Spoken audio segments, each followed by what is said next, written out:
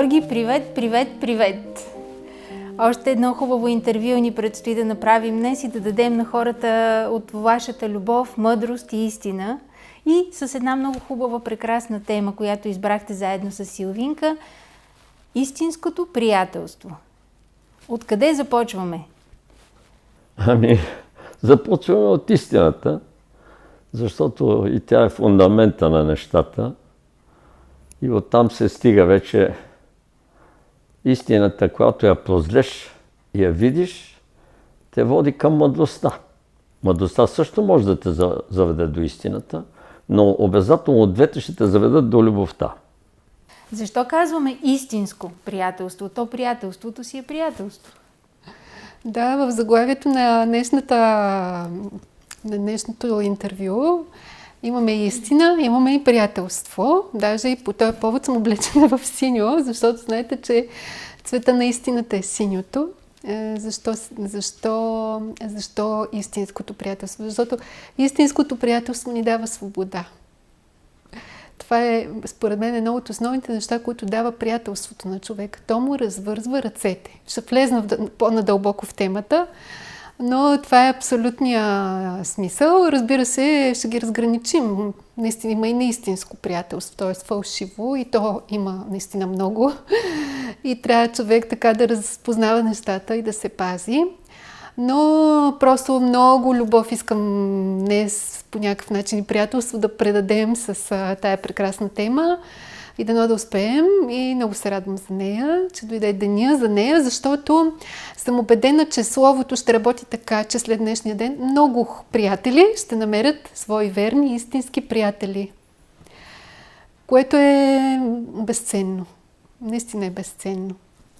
Много ми иде така на всички, които ни гледат и ни слушат, да им кажа, че са сърдечни приятели, както казвам често.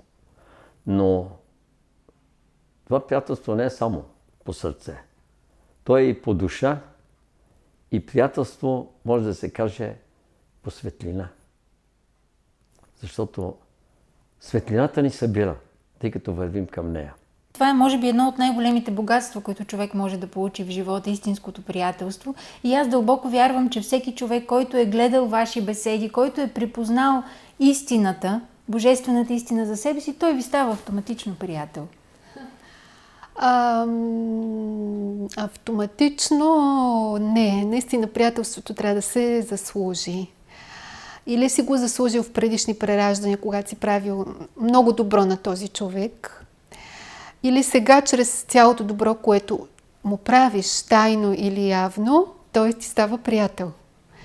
И това да имаш приятел наистина е нещо много дълбоко, нали?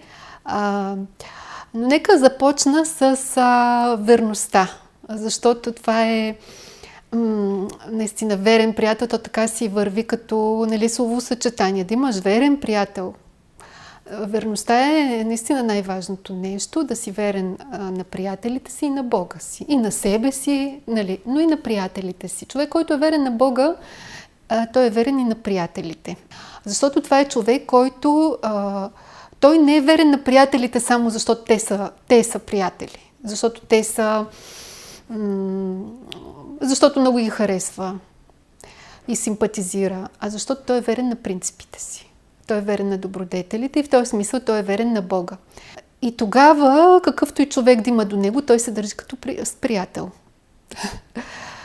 Защото това е човек верен на Бога. И заради това учител е казал, когато търсите приятел, гледайте той да е истински обърнат към Бога, истински обърнат към светлата сила. Нали? Това е абсолютната индикация. За верността има една прекрасна притча, с която искам да започна, за верното приятелство. Нали, не е наша, така популярна притча.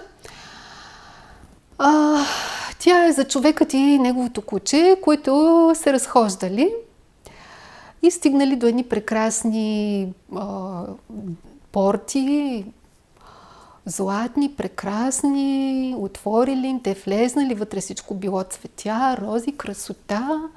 Стигнали до един човек или ангел, който ги посрещнал И човекът, който бил с кучето, попитал, нали, има ли тук храна за нас, има ли вода, има ли за мен? Има, а за кучето има ли? Не, няма. И човекът, понеже бил верен на своя приятел, напуснал мястото. А пазачът на мястото му казал, че това е рая всъщност. То така си е изглеждало, нали? Всичко изглеждало, сякаш е рая. И продължил човека и стигнал до едно друго място, пропуснали го и там и пак задал същите въпроси. То не било чак толкова прекрасно, нали? До една ферма, така го разказва в нета, стигнал до една ферма, отворили му, той влезнал. Има ли вода за мене? Да, ето в кладенец има вода. А за моя приятел? Да, ще ви сложим, нали, купичка и за кученцето. А има ли храна за мен? Има. А за моя приятел? Има. И той казва, нали, как така? Нали, много странно казва, защото аз идвам от рая, а пък там не дадоха храна за моето куче, за моя приятел. И как така? И той, човека, който му дал водата, казал за кучето, ами да, казва, там те ни правят много голяма услуга, тези хора, защото те казват, че това е рая, но това всъщност е ада. И по този начин се филтрират и селектират, така че до нас да стигнат само хората, които не предават своите приятели. Значи в истинския рай имат място само хората, които са верни на принципите, които са верни на Бога, които са развили добродетелите в себе си. Сега ще продължа с един цитат от Евангелие от Йоан, в който той цитира Христос и казва така: не ви наричам раби, защото рабът не знае, що прави господарят му, аз вас ви нарекох приятели, защото всичко, що чух от отца си, явих ви го. Всичко, що чух от отца си, явих ви го.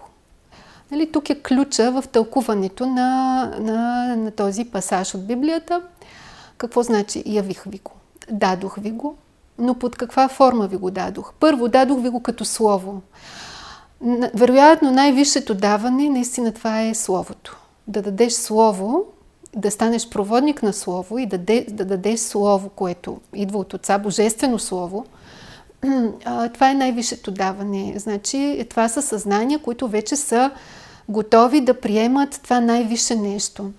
Явих ви го означава също чрез живота си, чрез всичко, което съм, чрез всичко, което виждате при мен като най-светъл пример. Аз го явявам, аз го изявявам. И вие сте достойни да бъда вашия светъл пример. Вие сте достойни. Заради това наистина има един много тесен кръг и всеки учител велик е имал такъв най-тесен кръг от апостоли, от ученици, върху които той пише чрез словото си и чрез живия си пример по много силен начин. Чрез пример, чрез дело, чрез слово. Словото не е само говоренето. Нали, словото не е само говоренето, защото когато си в присъствието на такъв учител и той само погледне храната ти и дойде в дома ти и само го погледне, целият дом се изпълва със светлина и със слово. И след това тия хора не се хранят с обикновена храна, те се хранят със слово. Предмета, който идва от такъв човек, той не е обикновен предмет, това е Слово Божие. И това са наистина достойните, приятелите. И затова казва, вие не сте мои раби, вие сте мои приятели. Значи, вие сте достойни да споделя живота си с вас. Никой не съм казал, че съм кой знае колкото долюбив. Да.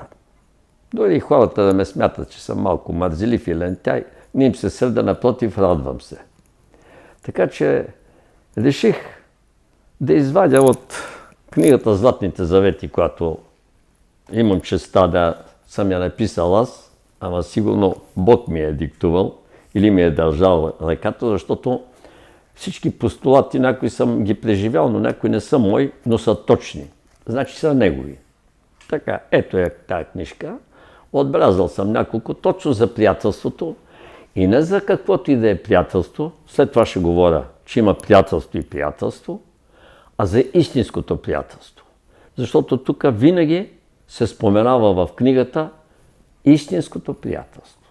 Значи, така. Ето, започваме вече от един малко по-дълъг духовен постулат, както казваме. Това са мъдрости тук, които са наречени духовни постулати. Няма да му казвам номера, да му цитирам. Те са 610 в цялата книга. Но ето какво. Тук е записано в началото. Във Вселената съществува само братство по приятелство. Това е свободното общуване по дух и душа, ум и разум, сърце и воля. Там не съществува черно братство, както е казвано досега на хората. Черно братство съществува само на такива места като Земята. То е производство на най-нишето, най-елементарното, най-извъртеното съзнание в най-гъстата материя. При просветлените любещи съзнания, които имат силна връзка с източника на своето съществуване, а това е Вселюбящия Бога, който е подателя на живота, а това е светлината, любов и живот, другото му име, има братство превърнато в приятелство и приятелство превърнато в братство. Това е. Значи, когато има братство и приятелство, това са истинските неща. Затова, когато Исус си тръгва от земята, казва на учениците си: вече не ви казвам, че сте раби Божии и ученици мои, а че сте синове Божии и приятели мои. Обичайте се един друг, както аз ви обикнах. Само истинското братство е истинско приятелство и истинското приятелство е истинско братство. А това е дух за дух, душа за душа, сърце за сърце, любов за любов. Друга цена няма. В една народна песен съм цитирал веднъж, дето се пее, нали, и дето и обещава, визира най-големи работи, които ще има, ако я вземем в Цариград. Това е песен, подобна на Гергана, нали, на поемата Гергана. И в крайна сметка българката, където пее тая песен на визира, му казва: той вика: какво искаш да ти дам? И тя казва: сърце за сърце ме нямам. Сърце за сърце ме нямам. По-малко няма. Приятелството е на видове. Нали? Може би са 4 основни вида. Земното приятелство, което безкрайно много добре познаваме всички. Нали, от детството си аз имам достатъчно примери за хора, които и са те предали, са те излъгали, нали, ти си вярвал, мислил си, а пък, нали, се оказал, че това са всъщност прикрити твои, скрити твои врагове, предатели и така нататък от преражданията назад, или врагове на Бога дори хора, които така. Чрез приятелството наистина и учителя казва, братството е основата, която се поставя, но най-висшето, което може да се даде на земята, е приятелството. Приятелството, според мен, е по-висше и от обичта. Нали? Защото обичта, най-висшето е любовта. В това съмнение няма. Георги е за мен един абсолютен светъл пример за приятел. Даже преди време един човек беше казал, че ако Христос е спасителя, учителя Петър Дънов е учителя, Петър Димков е лечителя, Георги е приятеля с главно П. Наистина, за мен това беше през тези вече, не знам, над 10, 12, 13 години, в които сме заедно, една невероятна школа по приятелство. Как да направиш така, че хората да ти станат истински приятели? Забравиш ли истинските си приятели, забравил си Бога. Той е кратък и ясен. Но след това има някои по-дълги, има някои по-кратки, но аз съм ги отбелязал тук. Каква е същността на новата епоха? Пак ще го повторя. Истинско приятелство по дух, душа и сърце. Нищо повече. Това е точно постулата го чета, както е тук записано. И следващия, който е тук, постулат. Истинското приятелство е съкровище, дарено ни от Всевишния. Така. Това са, така да се каже, няколко духовни истини, които са написани в тази книжка. А сега ще поговоря за истинското приятелство, така, от свой собствен опит и ще кажа някои неща основни за него. Не изобщо за приятелството. Защо? Приятелството е много видове на земята. Има различно приятелство. Но истинското е един специфичен и основен вид. Това е както има много изглеждащи справедливости на земята, че е справедливо, но има една единствена могъща и мощна справедливост или правда, това е божествената. Така. Иначе всичко е наполу. Ако, да кажа, земната истина и земната правда обикновено варира между 4 и 10%. Да, рядко е повече.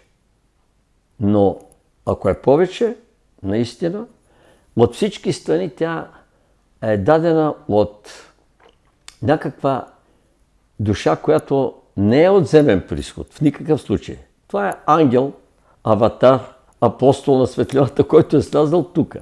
Тогава той дава голям процент от истината, но не и цялата. Той не може. И тя не е обозрима, земната истина. Цялата, за да я видиш.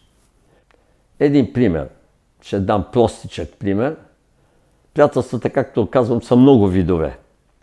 Това е с един приятел, който е доста заможен човек и сега си поддържаме връзката. Име е другарче и се виждаме от време на време. Но той ми каза в прав текст някога. Когато бях милионер, имах няколко милиона, нали? Имах много приятели и те все известни бяха. Нали? Да кажа, известни държавници, политици, общественици и така нататък. Най-различни дейци.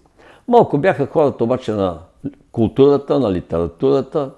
Имах един-двама приятели, доктори и така нататък. Когато станах духовен човек и започва да ме води небето, той ми каза, че трябва да се разделя с това голямо богатство. Имах магазини. Когато ги возех с яхтата си моите приятели, нали, беше добре. Когато яздеха моите коне без да платят нищо, имах и коне около 10 коня конюшня. Имах и ред други работи. Скъпи автомобили, работи и така нататък. Само самолет, вика, можех да си купя, но не си купих. Когато, вика, дадох вече на децата, на внуците, вика, разделих, жена ми се разведе с мене, когато казах, че ставам духовен човек, но това вече не представляваше възраст, защото това не представляваше проблем, защото вече бяхме доста влезли във възрастта, имахме и внуци. Даже, вика, имах и един правнук. Така, вика, жена ми, че казва, аз си заминавам, искам да се разведем, добре, готово. Но каквото и се полага, го дадох. Дадох го, всичкото друго го разпределих, оставих си едно апартаментче и там една малка вила, вика, с едно дворче да работя и това беше. След това, когато започнах, каня си всички, които са били мои приятели, били ги, вика, те бяха 67, дойдоха само 3, които са ми от детинство приятели, от ученическите години. Всичките останали, нито един не се яви. Да. Кани ги пак на празник. Така че оттам може да се разбере кой до каква степен и какво е приятелството. Защото обикновено, пак казвам, почти 90% от земното приятелство е меркантилно. То е с някакъв интерес. Ще кажа обаче какви са съставките, компонентите, качествата на истинското приятелство. И то бива давано, това е Божия награда, разбира се, А то бива давано само на онези, които го заслужават. Които самите са такива. И когато самият човек, ти си такъв истински човек, следователно тогава можеш да получиш и истинско приятелство. Ето компонентите колко са прости. Първото е вярност. Това са добродетели, качества, принципи на Вселената. Вярност, постоянство, щедрост, скромност. Имаме честност и искреност в отношенията. Освен това са търпимост, търпеливост. Много важно качество е всеопрощението, да го притежаваш. След това благородството, което е великодушието, и накрая обич към ближния. Значи, който е истински приятел, има истинското приятелство в себе си. Той наистина искрено обича ближните си.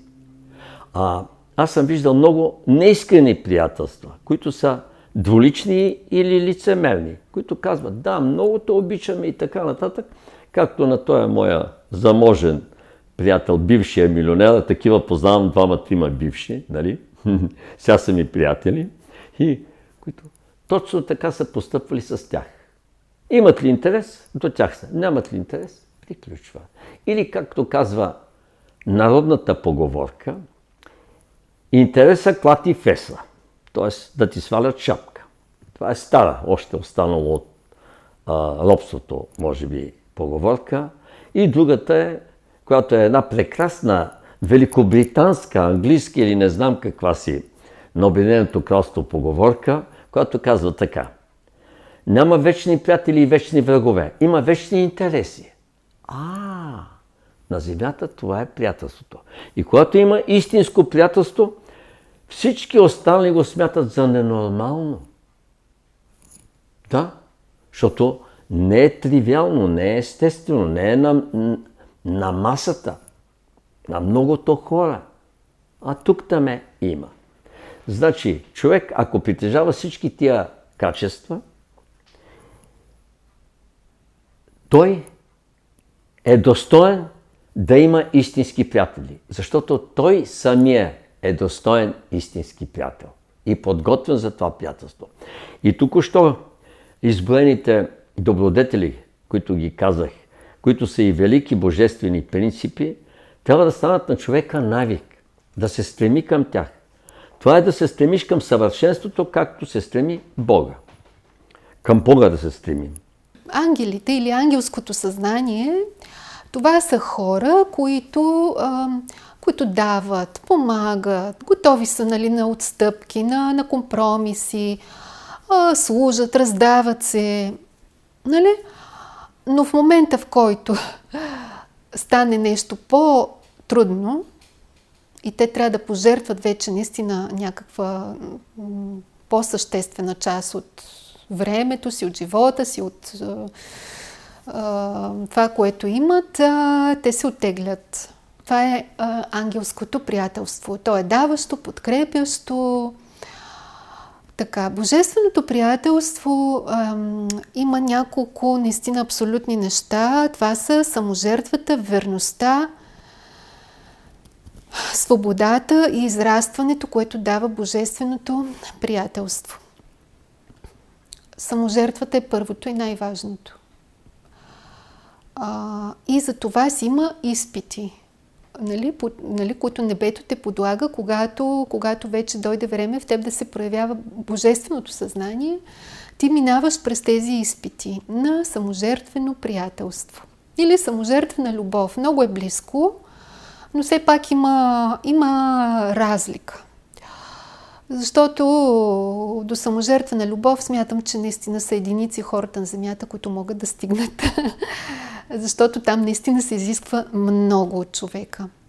Най-висшето е да дадеш живота си, разбира се, за другия човек. Тук има нещо подобно в българската традиция, което не знам дали го има при други народи. Това е побратимяването, което е едно изключително мъжко приятелство. Това също можем да погледнем мъжкото и женското приятелство, защото са наистина различни. Така че саможертвата, да дадеш дори живота си за другия. да си му верен, ама наистина, каквото и да стане, каквото и да чуеш за него, каквото и да видиш дори с очите си, което той в момента прави, да си верен. Пак казвам, това значи да си верен на принципите. Ако ти си верен на добродетелите и на принципите, какво виждаш? Човека, примерно, те обижда, ядосва те или нещо, нали, те дразни по някакъв начин, или прави дори нещо лошо към теб. Аз винаги съм го казвал много пъти, че това е една илюзия. Така съм се научила да гледам. Нали? Аз знам, че той човек в момента е под влияние на нещо си, което си е част от него, с което той не се е справил. И ако аз реагирам, как да кажа, реципрочно на това, което той изявява в момента, това означава аз да задълбоча това негово състояние. При мен са идвали наистина хора в много тежки състояния. Говоря за ментално, примерно, наистина хора с много сериозни ментални проблеми, които пред очите ми правят опит за самоубийство. И ако аз в този момент, които примерно даже са ме обиждали някои и така нататък, ако аз като, как да кажа, като един еталон в момента за човек, най-малкото човек, който, нали, може да им помогне, но все пак така имам вече заявки за нещо повече от човек, който просто помага. Така или иначе, ако аз влезна в техния тон и слезна на това ниво, нали, аз нито има как да им помогна, нито, нали, сте навредени на себе си. И така, пък и това не е приятелството. Наистина, верността изисква да си в подкрепа във всеки един момент, независимо какво виждаш и чувстваш от усрещния човек. Нали? Независимо дали той ти е приятел. Верността, свободата, наистина, истинското приятелство дава свобода и развързва ръцете, както казах, дава израстване. Истинският приятел, ако той наистина ти е приятел, и това е божественият приятел, нали, той ти помага да израснеш. Той не е с теб просто да си прекарате известно време, нали, 2 часа да отидете на кафе и да се позабавлявате. Той човек е една подкрепа. Той има в себе си добродетели, които е развил, които може би ти нямаш. И това да прекараш няколко часа с него ти помага тези добродетели в теб да израснат. И когато това човек вече го прави наистина съзнателно, защото повечето хора това го правят несъзнателно. Те не знаят точно как въздействат на хората около себе си. Те дори не знаят, повечето хора не знаят и какви добродетели носят. Нали? Казват, добър човек е, ама какво точно? Нали?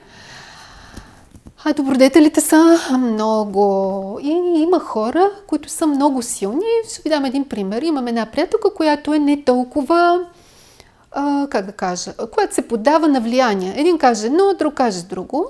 И забелязах, че в един момент започна да така се сприятелява с една друга наша приятелка, която пък е много твърда, много държи на точните отношения и дава една такава твърдост в нещата, човек да отстоява нещата.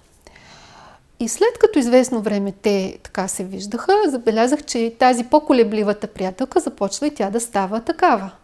Да развива, значи да изявява тази добродетел. Защото това също е добродетел. Духовният човек не е мекушав. Значи това е абсолютно... Аз имам прераждане, в което съм била мекушава, там са едни от големите грешки.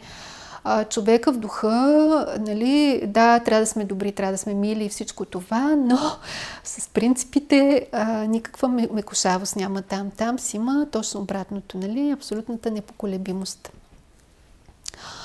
Абсолютното приятелство, абсолютното божествено приятелство, значи това е 4-та степен. Това, което Георги казва, Бог е приятел на всички. Ама на всички. Няма душа, на която той да не е приятел. В всички вселени. Няма душа в ангелската, няма в божествената, няма в човешката. Абсолютно. За всички души по равен начин той дава и помага. Сега, зависи обаче душата как се е поставила и как е бил живота. Не само този, но и преражданията.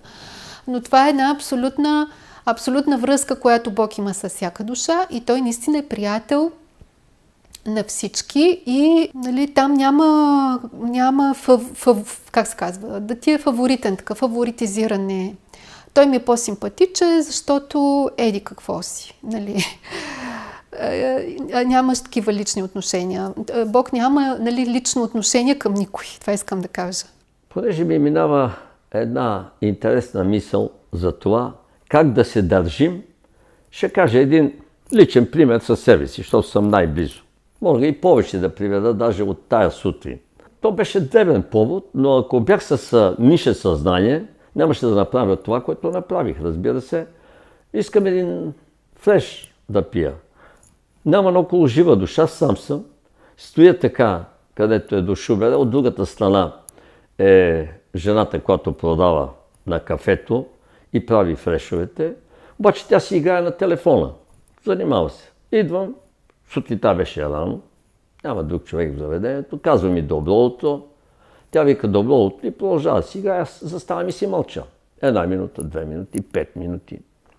Тя продължава да си играе. По едно време, колко време мина, не знам, дига глава и вика, искате ли нещо? Викам, да, но виждам, че сте много заета и затова изчаквам. Викам, аз не съм много от бързите и не бързам. Та викам, да бяхте казали. Ага. Понеже седя и гледам, ама седа точно там, където е машината, тя стана и ми направи. Само ми мина като светкавица една мисъл, която е, аз ще изхвърлих веднага, но е така от нишето съзнание. Няма да й даваш никакъв бакшиш, нищо отгоре, защото имам абсолютния навик, казвам го абсолютен, да давам винаги нещо отгоре. Винаги. И то обикновено, пак още един пример ще приведа, за да може да се видят и хората, които около мене са, да видят на практика как действа един човек с такова съзнание, каквото мисля, че е малко по-различно, отколкото тривиалното съзнание. И както и да е. И само ми мисълта. Фреша беше 4,50 и аз можех да й дам 5 лева. Аз си дадох 5 лева и 50 стотинки отгоре. Така. Защо? Заради тази мисъл. Само защото съм си я помислил, се наказах. Така. Отиваме с един доста близък мой приятел в едно пак такова непознато заведение. Сядаме, но той си е такъв. Един малко по-емоционален и макар че дълги години с мен, още не се е научил на всички работи. Идва сервитьора напушен, намусен, ама целият свят му е крив. Идва хвърлени там чини, какво слага, прибори, обаче и той гледа така, донеси ни. А и докато ни донесе храната, не беше кой знае каква. Тя салати разни, ама увехнали, не знам дали не увяхнаха, докато дойдат от готвача до нас, не знам. И сега. И моят приятел вика, Георги, да не си посмял на това, да му дадеш някакъв бъркшиш, някакво отгоре. Това вика, аз стотинка рамо да му дам. Всичко каквото стува. Даже щях да извикам сега тук готвача и вика тук, където е управителя, да се облаша. Викам, аз дали съм с тебе? И обикновено викам, от 10 пъти аз плащам 9, ти плащаш веднъж.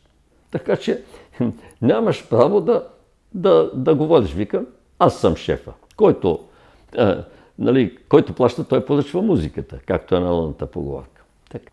Идва сервитьора накрая, плащаме, сметката струваше 30 лева. И аз варя една банкнота от 50 лева и му я давам и викам, благодаря ви много. Викам, прекрасно обслужване, тук обстановката е всичко, храната, викам, е великолепна. С една много благо усмивка, едно благо излъчване, а аз наистина му излъчвам на този човек това. Моя приятел мостра, гледаме така, той не може да включи, макар че отдавна ме познава, че вършат такива, нали, нетривиални неща, малко оригинални, нали, обаче и ставаме и тръгваме. И той вика, абе, как можа? И аз викам, сега като си качим в колата, ти ще караш, аз ще ти говоря и ще ти обясня защо. Искам да се поставиш на мястото на този човек. Тая сутрин, преди да дойде на работа, жена му казва, че го оставя. Вика, че е разбрала, че си има любовница, отива при майка си, иска да се разведат и кара се, и вика се, така че на него му настръхна косата. Когато след това вика за успокоение, той наистина има такава любовница, вика, една приятелка, се обажда на нея, за да може да получи приятелска подкрепа. Каква ти приятелска подкрепа? Любовницата му вика, моментално почва да му вика и му красва. Слушай сега, до сега те търпях, повече не мога да те търпя. Щом жена ти те оставила и аз те оставям, бе, загубеняк такъв. И като почва да го ругае, вика, не искам да цитирам ругатните, защото ти не си ги чула, аз съм ги чул. Моя приятел ме гледа. И викам, не е за пред хората. И след това, след половин час идва на работа. Как искаш да е този човек? Любовницата и жена ти да те оставят в един и същи ден, в един и същи час и една и съща сутрин и двете да ти целия си там, това, където да ти го изсипят на главата. Добре ли ще ти е, моето момче? Ти щастлив ли ще си? Знаеш ли, викам, кой възстанови? Малко от малко истинското приятелство и подкрепи го с едно рамо този човек. И неговата душа я подкрепи. Кой? Ти беше с този човек. Аз викам, това го направих. Не трябва да казвам аз. Бог ми каза да го направя. Защото той ми диктува нещата. Ама той не ми го е казал. Аз вече имам опит и това ми е станало навик. И знам как да действам във всички неща. Точно противоположно, както ще действаш ти или както ще действат 999,99 от хората. То на 100 000 един човек горе-долу, а между другото ще кажа истинските аватари, които са и бяха до сега. Сега са повече, обаче когато ме посветиха преди повече от 20 години, тогава бяха на 1 милион 2 души. 2 истински на милион. Хайде сега да кажа са няколко на 100 000, защото наистина расте, така се разпространява бързо и любовта, и мъдростта, и истината. Знам, че има едно тълкуване, че е приятото, но дали е точно така? Какво означава да си приятел, да имаш приятел? Да, вижте, български език е наистина божествен език.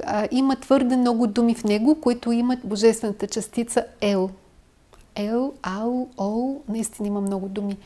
И приятел е една от тези прекрасни думи. Приятел, при, яд, ел.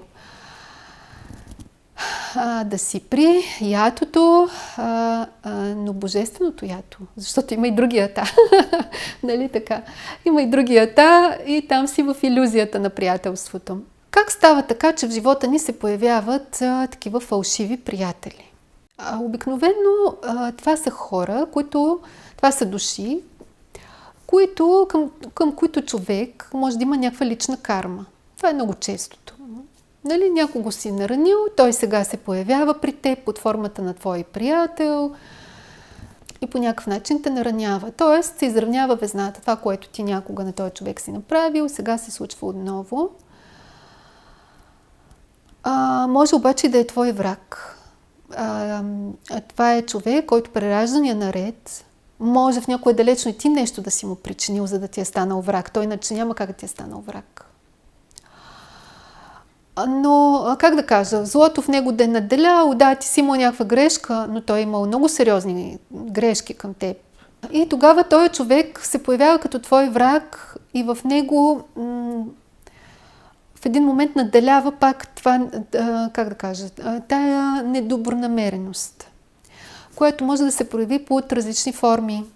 Интересното е как е прикрито всичко от господарите на кармата и как човек, нали, живее в илюзията на този свой приятел. Това, което съм установила, че, да кажем, подаръците от такива хора, не казах третата категория такива хора, това са хора, които са врагове на Бога. Значи това е най-тежката категория, които могат да ти попаднат в живота и въобще в полезрението. Които са направили нещо на Христос, на Мария Магдалина, сега се появяват около теб или някой друг виж дух са наранили. И как да ви кажа, някакси нещата се повтарят. Сега те отново виждат светъл човек, който е около тях. И тази тяхна тъмнина, която носят от онова време, започва да се проявява. Тоест, това са хора, които ти дори не познаваш. Никога не си ги срещал в прераждания, нямаш никаква лична. Но те са първо до светлия човек, за да го изпитат, разбира се, нали? как ще реагира и какво, затова Бог го е допуснал и господарите на кармата са подредили нещата така. И обикновено всичко около тези хора е токсично. Наистина. Затова човек наистина трябва да подбира приятелите си. Приятелите са хората, които са най-близко около нас, които ние допускаме най-близко. Може би след, да кажем, ближните, които са децата и семейството. А може и преди това, защото има много хора, които ближните им всъщност не са ближни, а това са врагове пак, нали, прикрити. И се оказва, че приятелите ти са ти по-близки от ближните. Защото те са ти истински близките хора. Това, което казах за токсичното приятелство, то се наблюдава не само в личните отношения, то се наблюдава и на ниво държави. Примерно, наскоро, вчера, гледам как в Щатите, след като отвориха вратите за нелегалните емигранти от Латинска Америка, от Южна Америка, вчера паднаха някакви мерки, свързани с пандемията, и хиляди хора всеки ден започнаха да проникват в Америка без никакъв проблем. Какви са обаче тези хора? Значи за някои може това да е електорална единица. Но за хора като мен, това са хора с тежки негативи, които навлизат в тая държава, в тая страна, свалят и енергетиката, защото когато един човек навлезне, дали в личното ти пространство, приятелския кръг, дали ето на ниво държава, навлезне в твоята държава, това е една чужда нова енергия, която навлиза там. Така че с това, кого допускаме, има си изпити за приятелството. Не може така просто да допуснеш всеки. Нали, до най-съкровеното си, както и Георги каза, да, приятелски настроен към всеки, но истински приятел не може да ти бъде всеки. Истински да го допуснеш до себе си, до най-съкровеното си. Това, което, нали, и Христос казва, аз съм ви явил това, което Отца ми е дал. Да изявиш най-съкровеното си пред този човек. Обикновено такива хора, когато установят токсични хора, това са хора с карма към Христос, към Магдалина, към Орфей, убили, не знам кого разпънали, не знам какво си. Всичко свързано с тях изхвърлям, заличавам, което не мога да пречистя. Дори сме горили неща. Наистина има хора, които са носители на много тежка енергия. Просто трябваше да го кажа и това за приятелството. Сега, как да ги разпознаваме, си е един урок. Нали? Не става за един ден. Но ето, когато човек най-малкото го знае, както сега правим първа стъпка, да почнем да разпознаваме нещата. Да подлагаме на изпит хората, които допускаме. Въпреки, че да ви кажа, аватарите, мисля, че така преминаха една граница, в която просто имаше наистина твърде много такива тежки хора около нас. Сега все повече истински приятели се появяват около нас. Кои са истинските приятели? Това са, пак казвам, хора, които в някое прераждане назад си направил нещо наистина добро. Едно голямо добро. Много ми е приятно да откривам такива души, защото техният дух ти помага безусловно. Много често имам видение, как да кажем, се издигам от едно място, което е тъмно място, към светлина. Или пък виждам перца, които се издигат нагоре, или птици, които летят нагоре, пак от някакво място. А напоследък започнах да виждам как се появява един орел над мене и буквално се едно ме издига от това място. И реално наистина точно това се случва. Всъщност, човек с грешките си, след като прави грехове и грешки, някаква частица от него, от астралното му тяло, от ментално, от другите тела, става заложник в нише измерение и трепти на една много по-ниска честота, тази частичка от това наше тяло, включително и физическото. Физическото е най-тежкото тяло, там има най-много клетки, неща, които са в ниските измерения. И всъщност при всяко пречистване на кармичен товар се случва точно това нещо. Нали? И когато ти имаш приятел, дух на истината, Той може да ти помогне за това, когато дойде този момент. Така че приятелството не е дар. Това е нещо изработено. Това е една голяма заслуга на душата, която се е изработила. Това е един капитал, защото може да ти помогне не само във физическия свят да те спаси, понеже банкротираш и не знам какво да ти помогне, но може да ти помогне и в духа, което е най-безценното. Там е истинската голяма помощ. Но човек за нея обикновено не си дава сметка. Още един пример ще дам за нещо, което пак може твой приятел да ти го даде. Само и единствено. В това прераждане аз имам трудни отношения с майка ми. И за определени процеси не можеш да минеш през тях, ако нямаш майчина благословия. И понеже от тази си майка аз я нямам, за някои неща наистина ми е било трудно. Обаче в един момент се появи една жена, която ми е била няколко пъти майка и сме имали много прекрасни отношения. И откакто тя се появи майчината благословия. Една огромна подкрепа. Значи това е една душа, с която аз съм имала очевидно, добри отношения. И сега тя, когато се появи в живота ми, това е вече една много голяма благословия. Така че наистина приятелството е благословия. Учителя казва, един човек да направиш за приятел, това вече е голямо постижение. Говорим за един обикновен човек, да направи един истински приятел. Ако нямаш друг приятел, може да контактуваш, както аз бях обграден като дете от направо недостойни хора. Като пораснах малко по-голям, когато казвам бях най-малък, по-голям вече започнаха да се явяват по-свестните и по-свестните приятели. Вече когато станах пълнолетен, чак тогава разбрах, а и може би аз така съм започнал да ги отсявам. И наистина човек трябва да започне да ги отсява приятелите, но това не значи да не е добронамерен, доброжелателен и ако може да излъчва обич и любов към всичките. Защото пак е написано тук в Златните завети, не всички са приятели на Бога, но Той е приятел на всички. И аз се стремя точно това да направя. И някой, който дойде, отказал се, отрекал се от мене. Да ме обича вече.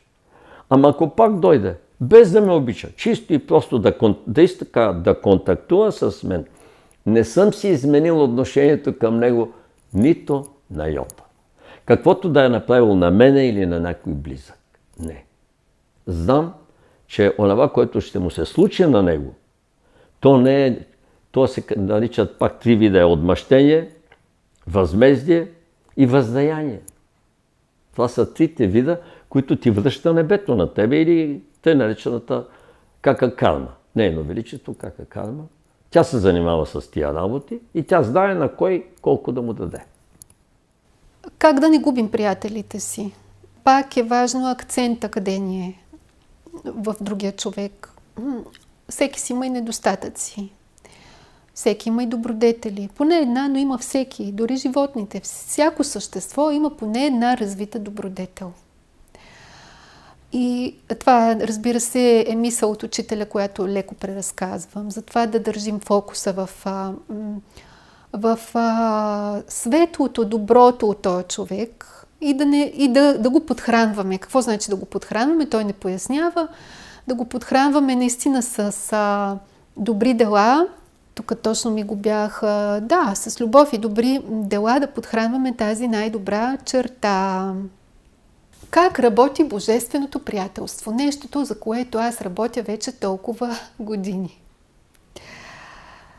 Аз съм споменавала и съм разказвала от тук, от там и сега също, но божествено лечение, с което работя, от самото начало, какво забелязах? Идваха определени хора, които уж по тежкен проблем. Някакъв проблем идва човек. Обаче забелязах, че за всеки ден всички хора, които идват, са така подредени, че те всичките идват, за да участват в един и същи процес, по който аз работя. И това е абсолютно до ден днешен, без изключение. Всички са точно по определен процес. И казвам, Господи, как ги подреди, как ги накара, как спря тези, които не трябва да дойдат в този ден. Просто е нещо уникално и невероятно. Идва човека. Аз го благославям и работя с него като лечител. Помагам. От този ден тази душа вече ми е приятел. И тя е приятел не само на мен, но тази душа се включва вече в общия процес на божествено лечение на всички души, с които, нали, това са милиони същества. Това е малко от кухнята, но мисля, че дойде деня така малко да разкажа. Това беше първата фаза. Но това не си представите, че е нещо лесно. Идва човека, ти го лекуваш и той ти става приятел. Звучи много прекрасно, но не е точно така. Защото ти поемаш кармата му, ти поемаш товара му. Ти страдваш неговите страдания след това за известно време. И тогава вече той ти става приятел. Не само хора, но същества, които ги няма в човешки тела. Освобождаване на кармата, на господарите на кармата. Горе обаче, които са. Защото не само хората долу правят карма, но и духовете правят карма. Духовете на смъртта правят много тежка карма. Това им е работата, ще кажеш. Да, обаче справедливостта си е справедливост. Нали? Това по някакъв начин прави карма за тия същества, въпреки че това им е предназначението, това им е работата. И затова казах, Бог е приятел на всички. Значи, това е истинското приятелство. Да минеш през саможертвата, ама за всички. Ама домравката, която се доближава до теб. Всички животни, които Бог е определил, ти не ги познаваш, няма значение. Благославяш ги, помагаш им, работиш, лекуваш. Никой не знае за това. Така, да обичаш всички и да минеш през наистина любовта, саможертвената любов, означава наистина да поемеш товара на всички. Тогава, след като го направиш, Бог прави много специални връзки твои с тези души. Те са на 3 нива връзки: душа с душа, дух с дух и съзнание с съзнание. Така че, как да ви кажа, тези хора вече ти стават верни. Те те обичат. Те не знаят защо. Преди време едни наши недоброжелатели бяха казали: Силвина и Георги са направили магия на хората и те затова толкова ги обичат. Да, приятели, наистина сме направили нещо, което е причината за тая любов, което е между всички нас. Защото то не е само... Това са едни връзки между всички нас, защото аз виждам как приятелите с всяко едно пожелание, с всяко едно добро, което проявяват един към друг, нали, тия връзки между тях се създават. И това е голямата тайна на абсолютното божествено приятелство, което е абсолютната саможертва. Когато нещата напреднат, защото, да, ето аз казах, идват хора, идват духове, аз ги благославям, помагам им с някаква частица от кармата, им се пречиства, аз я преживявам, пречиствам и така, но Бог иска и постоянство, иска и дълготърпеливост. Това не е един акт. Това е един акт от работа всеки Божи ден. Наистина, всеки Божи ден, в който ти, слава Богу, вече все по-малко неща така ни прехвърлят като чужда карма, слава на Бога. Но въпреки това, нали, все още има такива ситуации, кармата на България, все още я преживяваме и така, ред неща, националните карми. Истинското приятелство наистина е едно безценно съкровище, дадено ни от Всевишния. Да му благодарим за това приятелство и да си пожелаем да срещаме такива хора, за които сме достойни ние да бъдем приятели. Да, така е. И това е истината. Когато някой човек те приеме, а той е достоен човек, а ти си недостоен още за неговото приятелство, това също е много голям бонус за самия теб. Нали? А инак, когато ти имаш всички тия качества, ги притежаваш, нали? Ти се изравняваш с останалите. Само че ти се отнасяш така и дано те си научат урока от тебе. А и вярвам, че доста хора са си го научили урока, когато виждат един пример. Примерът е много силно нещо. Аз се замислих от твоя пример, когато разказва. Всъщност ти даде един пример за истинско приятелство, а посочи човек, който реално виждаш за първи път. Тоест, и тогава ми дойде всъщност мисълта, че не само хората, които познаваме от много години и сме проверили във времето, са ни приятели. Един напълно непознат човек може да ни бъде приятел, ако се отнесем с любов към него. Точно така е. Защото, когато излязохме, аз казах, този сервитьор ще ме запомни за цял живот. За цял живот, викам, ако не ме запомни и след 100 години, ако го питаш и го видиш, пак ще ти каже. Помни този случай, защото викам, аз съм бил и сервитьор и барман. И помня хората. Помня он, който дойде, дядо случайно влязал от село така, обикновен човек и не знае, че това е нощен бар и всичко е 10 пъти по-скъпо. Обаче хайде, влезал е тук, нали, в хотела, по някаква причина влезе. И вади накрая 10 стотинки, викам, 10 стотинки и ти слага отгоре, защото е чул, че нещо трябва да даваш отгоре. Нали? Тогава викам, оня, който беше, викам, бях стажант барман, а който е титуляра барман, ми казва така, на такива хора няма да им взимаш бакшиш, като ги видиш, вика, външно. Не им взимаш. И казваш така, в нашето заведение тук няма бакшиш. Тук, вика, ние работим безкорисно, без нищо. Да, така. И му го връщаш, даваш му го на човека. Защото той е с чисто съзнание, той е чист човек. Обаче не е бил така вътре в нещата, в тъй наречените цивилизовани неща, в кавички цивилизовано слагам, в големия град. Той е един чист човек в едно село. В крайна сметка, наистина имах един случай с един дунавски рибар.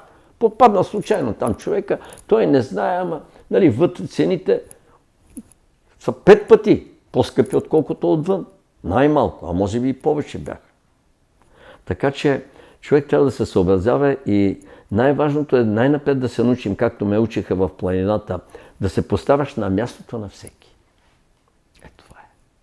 На мястото на всеки. Поставяш ли се, грешка няма.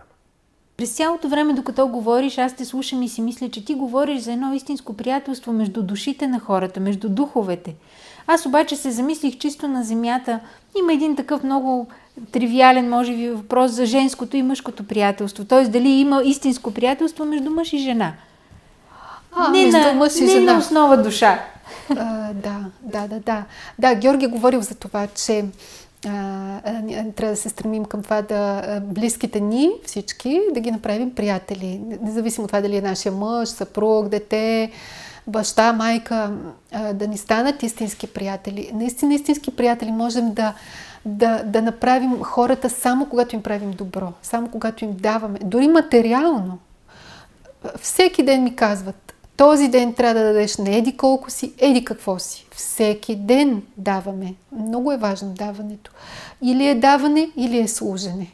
Тоест, служенето пак е вид даване, то е много по-висше, защото, да кажем, даването обикновено е някаква материя, нали?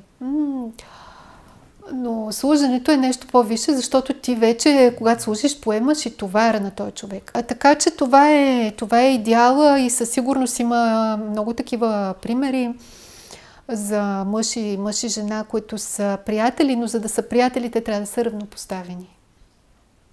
Или жената да е взела лек превес в духа, нали, тогава вече може да са приятели, иначе нали, егото се е от някъде, за да са равнопоставени. Това са хора, които са израснали.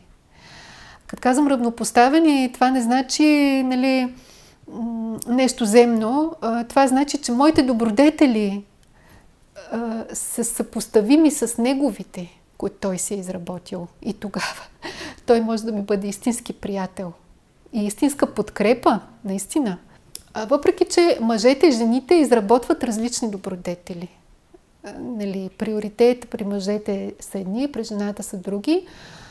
И така и в андрогинните двойки. Един е обикновено носи като сила и като добродетели нещо, което другия няма така добре изявени. Но когато се допълнят заедно, това не е просто приятелство, нали? Това е една пълнота. Една абсолютна пълнота. Между жените и мъжете, знаете ли, на времето много се възхищавах на приятелството на момчетата. И постоянно преживявах обратното на приятелството на момичетата около мен. И заради това се обграждах с времето с повече, просто стана ми по-приятно да общувам с мъже. Нали, с момчета. Наистина верността, другарството, което те имат, отработена, е нещо изключително. Защо е така? Винаги съм си задавала този въпрос. Нали? Защо жената, която има много по-висша форма на любов, майчинската любов, защо у нея, нали, се появява тази чувство за конкуренция с другите жени, сравняване и така нататък. Почти не познавам жена, която да не съм виждала такова нещо, честно казано. И да, жените имат да работят, просто жената е затворена в семейството, нейната цел наистина са децата, нейното най-голямо предназначение и сила. И най-вероятно заради това така в течение на хилядолетията жената просто е била по-обърната към семейството, нали, да запази децата си и семейството си, а не толкова към приятелите. Докато за мъжете те просто напускат дома, за да се разтоварят в приятна компания с техните приятели, което жената не винаги е имала тая възможност, дори чисто физически, защото женската работа е наистина много, особено в миналото, наистина е била твърде много. И това е моето обяснение, нали, защо така. Но сега вече оценявам женското приятелство, истинското, защото аз съм казвала, че мъжете носят разрушителна енергия. Аватарите говоря, нали? Сигурно и човешките души е така. И когато ти си в компания на мъже, всъщност тази разрушителна енергия работи. Докато когато си в компания на жени, ти получаваш подкрепа. Само и единствено, ако те са ти приятели, истински, нали, говоря, те ти помагат да израсне нещо в теб, защото жената е градивния принцип. Докато мъжката енергия, разбира се, може да те подкрепи, да ти помогне да разрушиш нещо, което е нежелано да бъде в теб. Егото ти. Георги казва, аз ви чупя кълъпите и ви разбивам кафезите. Да, без това няма как да градиш, без, нали, някой преди това да е щупил нещо, което вече трябва да си отиде. Приятелството е голяма сила. Защото когато ти имаш истински приятели, тяхната сила е и твоя сила. И когато имаш и диригентската палка, това е един специален вълшебен атрибут, всички се превръщате не просто в сила, превръщате се в могъщество, превръщате се в един божествен оркестър. Приятелството е и защита. Казах, майчината благословие е една от най-големите защити. Значи, това ми пречеше за известно време да идват чужди карми неща, липсата на майчина благословия. И сега човек, който не знае кой човек е срещу него и се държи зле и му създава проблеми, той губи, той само и единствено губи. Защото ако не в този живот, все някога пак ще ви срещнат. И тогава той човек вече няма да ти е враг, няма да ти е приятел, ще ти бъде враг. За божествен оркестър приятелството е синхрон. Божествен синхрон. Това е моята мечта, между другото, да стигнем до този синхрон.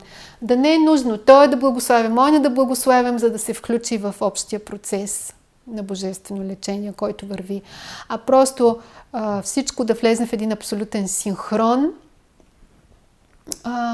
така че оркестъра да си свири.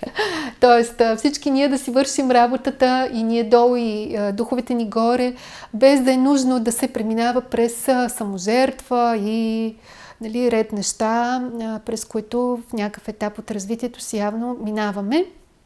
С всичко, което разказахте и ти, Георги, до тук на мен беше изключително интересно да слушам и си дадох сметка за тази народна мъдрост, която казва: виж приятелите си, точно такъв ще бъдеш и ти след 5 години. И сега си давам сметка колко много влияят истинските приятели на нашия живот. със сигурност много истинските приятели ни влияят и ние влияем на хората, които се стремим и които вече са ни приятели и които ще ни бъдат приятели.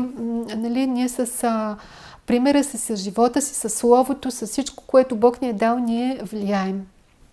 За да подсилим доброто от тези хора, искам да завърша с едно стихотворение от Георги за приятелството. То е само едно пасажче от стихотворение, което може да илюстрира какво е абсолютното божествено приятелство. Отдето ида, всичко е сърце, препълнено с приятелство и жар. Отдето ида, всичко е любов, и светлина, и нежност, и безкрай. Благодаря ви, звездни, сърдечни, любящи, подкрепящи, любими приятели от вечността.